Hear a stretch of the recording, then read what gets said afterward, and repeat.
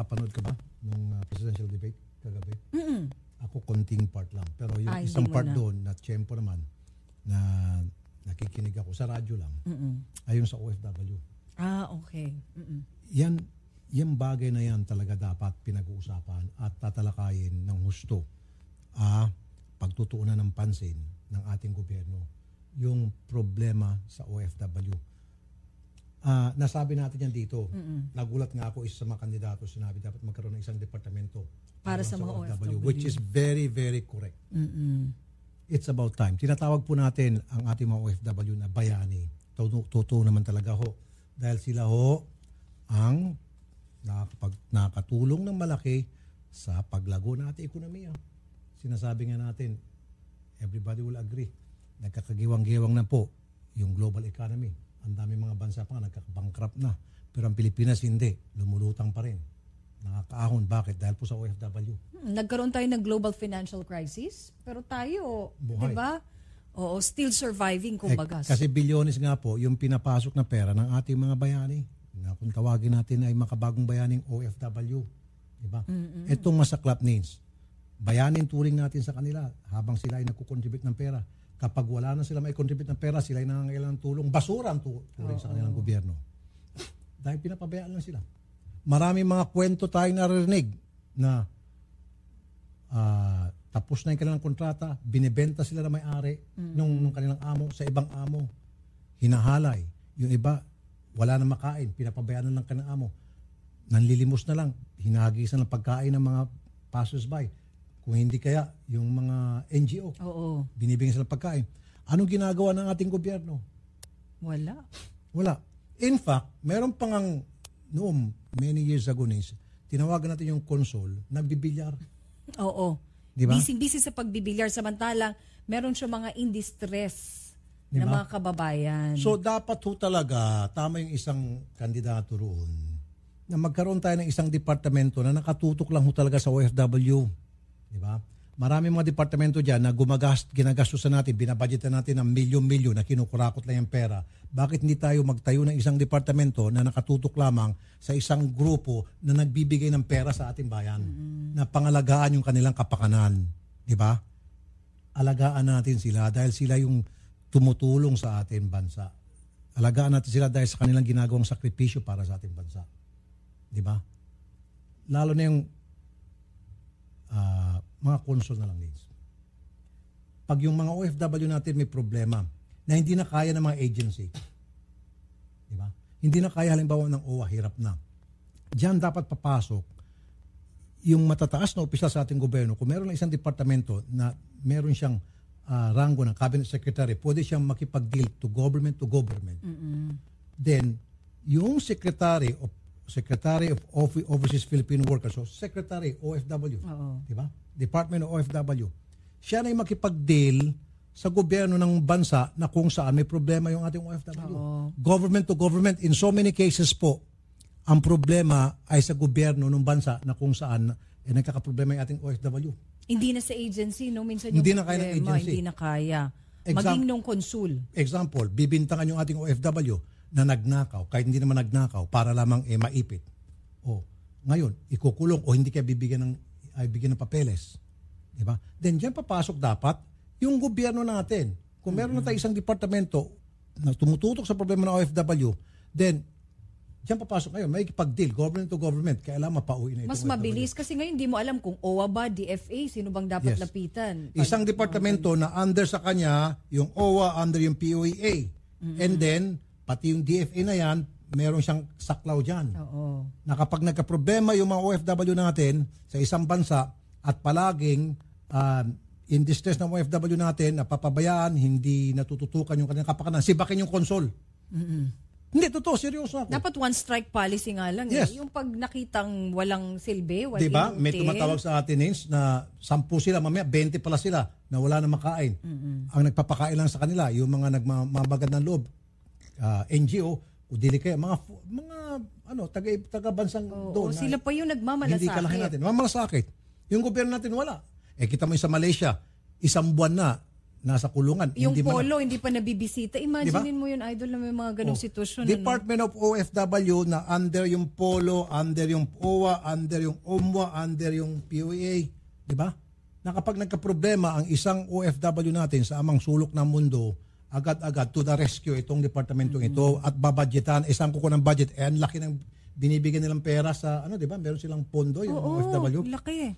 Kasi bago sila umalis, alam ko, hinihingan. Kaya nga, di ba, anong tawag nun, dapat nga daw itong mga OFW na to, hindi na pinagbabayad ng terminal fee, kung ano-ano pang fee. Correct. Di ba kasi itrato natin na kaya nga mga bayani, makabagong bayani. Bayanin Na tawag natin. OFW. Pero kapag wala na sila may contribute, sila naman nangangailangan tulong, basura ang turing ng gobyerno. Oo. Pero, daming pero, kapag ang isang drug mule Yun. nagka-problema, naku, nanginginig yung gobyerno.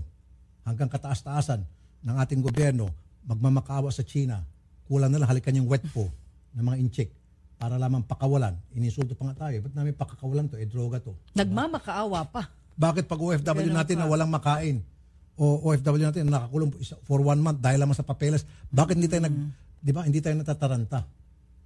Dapat yun. Kaya tama talaga isang departamento po na nakatutok lamang sa mga concerns ng OFW natin. At bigyan talaga ng benepisyo, Idol, di ba? Aside from yung mga in distress na talagang nangailangan ng tulong, yung pension plan, maganda yun. Yes. Di ba? Bigyan din ng, yung sa healthcare, kasi di ba, may, ano lang yan hanggang ganito siya makakapagtrabaho. Pero after that, dapat naman, meron siyang babalikan dito, may fallback. And also, pangalagaan din yung mga kamag-anakan na naiwan dito.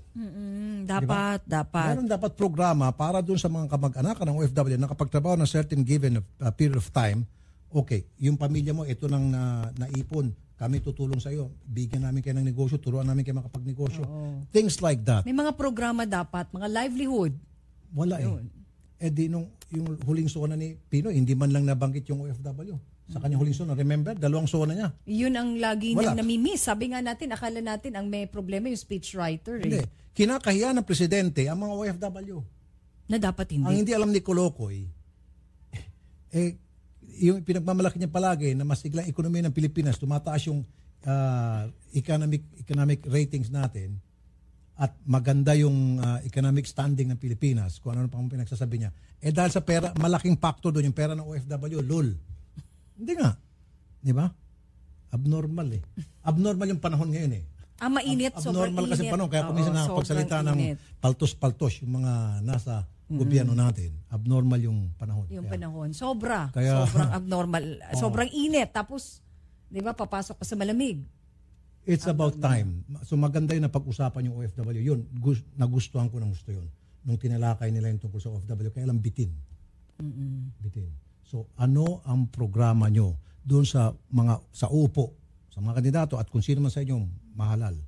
Please, pagtuunan nyo ng pansin yung ating OFW. Kasi okay yun, may departamento talaga na tutulong na para dyan. Department of Overseas Filipino Workers, DOFW. Oo, na wala na makikialam ng mga politiko na pag may mga makikisawsaw, pag may mga kontrobersyal diba, na mga issue, especially the drug mule. May mga departamento tayo dyan, ang mga inutil kung tutuusin, walang ginawa, maririnig lang sila kapag may mga sakuna. Pag walang mga sakuna o walang mga emergency, hindi mo sila marinig, walang ginagawa, nakatungangat, nangungurakot, nangungurakot. Oh, tapos ang laking perang binabudget mo, bakit tayo hindi maglagay ng isang departamento na 24/7 magtatrabaho talaga yan dahil ang daming OFW natin na namroblema sa iba't ibang bansa. Right, dapat 24/7 di lang Hindi, office 24/7. hours na 8 to 5. Kasi iba-iba yung time zone. Yung time zone, oo nga. Tama. 24/7, may nakatutok talaga, parang call center yan. Hotline, pag tumawag, sir, tulungan niyo po ako, dito lumayas ako dahil binugbog ako, ginahasa ako. Okay, sige. 24/7 yan, tatawagan agad, gisingin. Yung mga console na lintik na mga console na yan, mga hinayupak na yan, dapat naka-on palagi yung kanilang mga cellphone. Yung on-call sila dapat. On-call. On-call. Na para tawagan, ops, meron tayong OFW doon, nasa kulungan. Okay? Puntahan mo doon.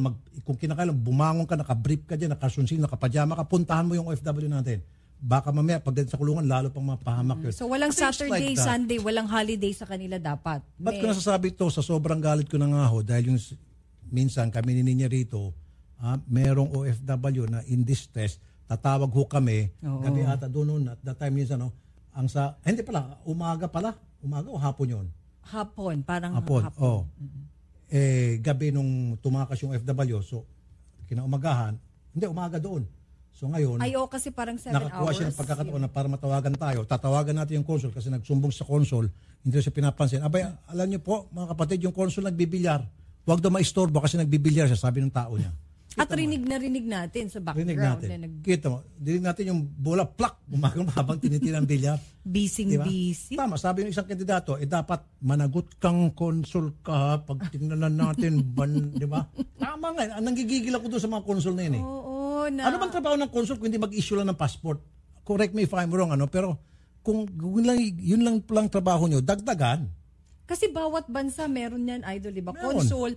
And then, ang perks pa nila, kasama mo buong pamilya mo. Oh, Sarap kita mo nga yan? ng buhay nila eh. Kita Kasama mo mo buong pamilya mo, may housing pa, may pabahay para sa iyo, iaano ka pa ng bahay doon.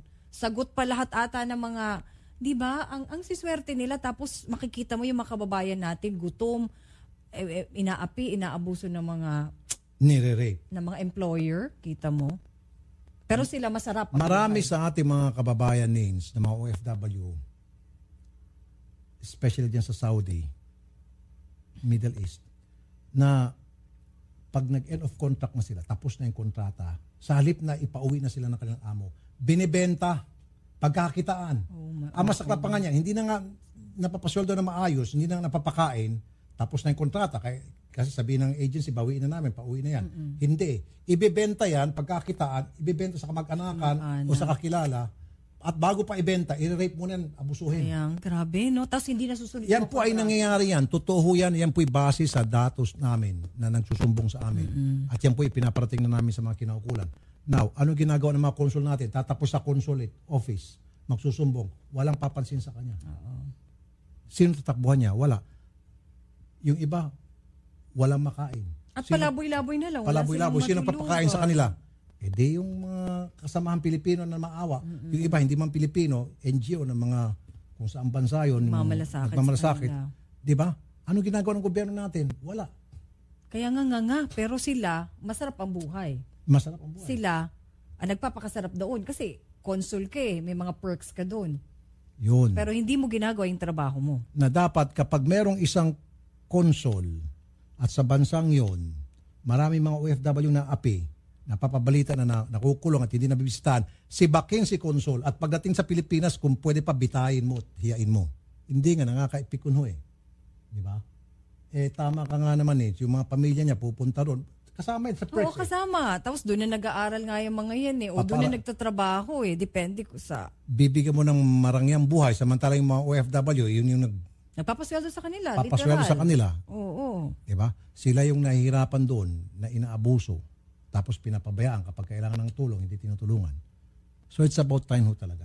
It's about time na tutukan ho natin yung kapakanan po ng mga OFW. Hindi lamang po yung mismo mga OFW, kundi pati yung kanilang mga pamilya. Diba? Totoo. Yun. Meron pa nga isang eksperto. Hindi na kailangan doon sa eksperto nagsalita. Alam mo, sa academy ito eh. Mawalang galang na po sa inyo, sir. Salita kayo ng salita. You're not talking about experience. You're talking about sa books. Hindi lahat ng nakasulat sa libro ma-apply mo sa tunay na pangyayari. Yung realidad na talaga. Yes. Hindi lahat ng nasusulat sa libro na alam mo, sa pagtuturo mo, kung ano ka man sa eskwelahan, hindi mo nakikita yung realidad. Sa atin based from experience. Kami po araw-araw kami nagpagbakbakan dito. Araw-araw namin napapakinggan, nakakaharap face to face, nakakausap yung mga kamag-anakan at mismo yung mga OFW na api, kaya alam po namin yung problema. If we talk, then ibig sabihin talagang meron kaming nakausap na mismong biktima. May basihan kami. May basihan kami. On record. Kaya nga nagulat ako nung sinabi ko, kailan may departamentong OFW, sinabi din eksakto nung isang kandidato. Sabi ko, napakinggan natin yung sabi natin. Nagulat nga rin ako, sabi ko, kasama pala yun sa plataforma niya kasi about OFW yung tanong. At talagang merong nagsalita na ganun talaga ang kanyang nararanasang Nakakatuwa na. kalbaryo. Kasi nung dalawang sona talaga ni Pinoy, binantayan ko yun. Walang binanggit na OFW. Oo, walang. Diba? Yung cook niya, pinuri niya, yung Stylist, lahat. stylist, yung kanyang kasambay. Ang dami mga iba-ibang mga grupo, departamento, pinuri niya isa-isa. Sabi ko, saan yung OFW? Nakalimutan. Okay, nalimutan talaga. Yan ang po ang nakakainit ng ulo. Okay. Idol May nag-PM sa atin. Pero hindi ko babanggitin yung pangalan niya. Okay. Kasi sensitibo ang sabi niya, totoo po yan Sir Rafi. At Ma'am Nina, kabilang na nga po dyan, mga kamag-anak ko. Yung pinag-usapan natin na OFW, pag uwi po, buntis at ang ama ay ang amo niya. At yung isa pong kamag-anak ko nasiraan ng bait, mabuti po ngayon naka-recover na. Hay, grabe talaga. O, di ba meron tayong complaint dito na nasiraan na ng bait yung OFW? Nahirapan na tayo mag-interview tapos nirefer natin sa isang social worker. Marami hong mga OFW na inaabuso ng kanila mismo mga amo. Di ba? At kapag tumakbo sila sa embahada, konsulada, tinatabla sila, hindi sila pinapansin. Biro mo na buntis ng amo niya, anong ginawa ng gobyerno? Wala. Nasiraan ng bait, anong ginawa ng gobyerno? Pag uwi dito, bahala sila sa buhay nila. Oo. Wala na sila. Kaya nga it's about time na meron tayong departamento na nakatutok lang sa mga OFW natin. At yung departamento na yan, under sa kanila, yung OWA, yung OMWA, PUA, ano pa ba ito? Yung Polo, lahat yan. Di ba? Na tutok yung ating departamento na Department of Filipino Overseas Worker. Di ba? Yan lang ang nakikita kong solusyon para matutukan at mapangalagaan yung tinatawag talaga nating mga makabagong bayani natin, ang mga OFW. Kasama na rin siyempre yung pagtutok sa kapakanan ng kanilang mga pamilya. Kasi ang hirap niya, Ninsi, nasa ibang bansa yung tatay o si nanay, naiwan dito yung mga anak. Malaking sacrifice yun yung napapalayo ka sa pamilya mo. Dapat nga yan may counseling sa naiwan mong family. Yes. Para hindi masira yung pamilya. Di ba yung may intervention, Idol, na kayo, andito kayo, wag kayong magwaldas. Correct. Kung meron sanang Department of Overseas Filipino Worker, kasama dapat yan na kapag yung OFW nasa ibang bansa, di ba? And then merong magka-counseling diyan kapag nagkakaproblema na sa family kasi kung minsan nagkakawatak-watak, di ba? Yung nagloloko yung spouse, di ba? Mga ganun. Punta na agad, may hotline diyon para punta ng isang social worker from that department. Tulungan. We don't have that right now. Wala nga ganun. Ang laki pong naitutulong po ng remittances ng OFW natin. Pero pagdating ho sa panahon na sila naman nangangailangan, kailangan ng tulong nila natin, basura po ang tuloy ng gobyerno natin sa kanila. Diba? Balasubas na gobyerno ito. Sige, okay. Be sure to come back. Use 5 everywhere. Copyright 2016.